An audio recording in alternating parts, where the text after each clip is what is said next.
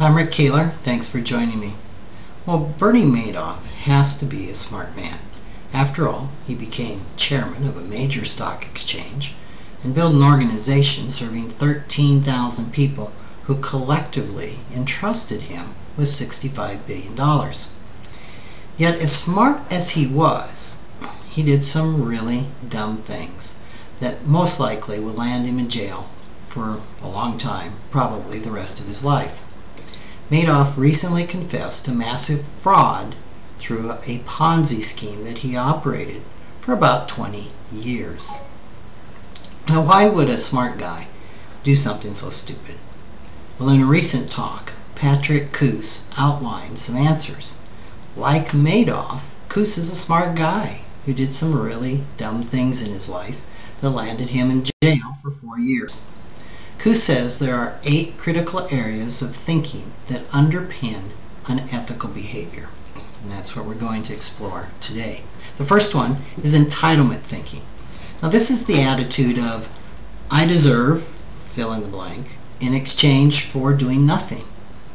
We have an epidemic of entitlement thinking in the United States today. This isn't surprising, as it's a result of public policy influencing personal policy.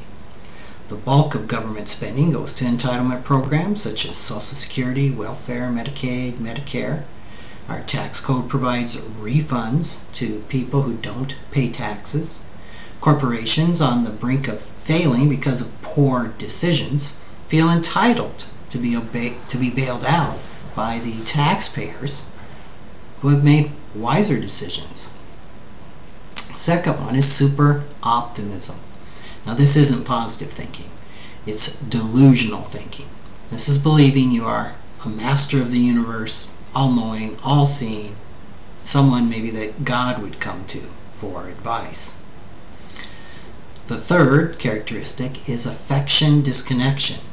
Smart people who do dumb things usually have few or no close relationships. They really lack emotional intelligence and tend to be very isolated. Fourth, the seemingly unimportant decision, an SUD. This is typically the tipping point where stinking thinking turns into an unethical or illegal action. It's usually not well thought out or even premeditated, and it's seen as just a one-time thing.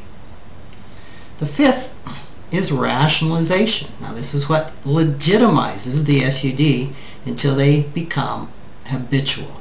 Rationalization says, one more time is not going to hurt because, or everyone else is doing it, why not me? I really need to level the playing field. Coos explained what he calls the fraud triangle. This is opportunity, which is followed by peer pressure, and then capitulated or into an action by the very act of rationalization. The sixth is laziness. Once the fraud builds up steam, the person becomes lazy. This is the short-term realization of the entitlement myth, number one, that is getting something for nothing. Number 7 is victim thinking. Rather than taking responsibility for their own poor decisions, people see themselves as victims who had no control over the series of events leading them down the slippery slope of fraud. And finally, number 8, situational ethics. And this is the ability to excuse unethical behavior because of extenuating circumstances, even if it would not be acceptable under normal circumstances. Now, if the statistics that Coos cites are correct, fraud and deceit may become increasingly acceptable in the future in the United States. When he polled college students, who he speaks to frequently, about 75% answer yes when he asks, do you think businesses are corrupt? Now, that's kind of shocking to me. I guess maybe 5% of businesses are corrupt and 95% are perfectly ethical. Another 80% of the students believe that they would be asked by a future employer to do something unethical. And when asked whether they would comply, 75% say they would, especially if it enhances their career or they are sure that they won't be caught.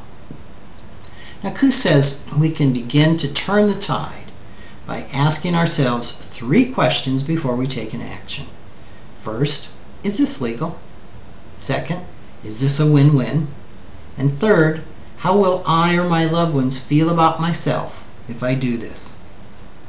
The bottom line is this: business ethics aren't about business. It's about personal integrity, making smart decisions, and teaching our children to do the same. Thanks for listening.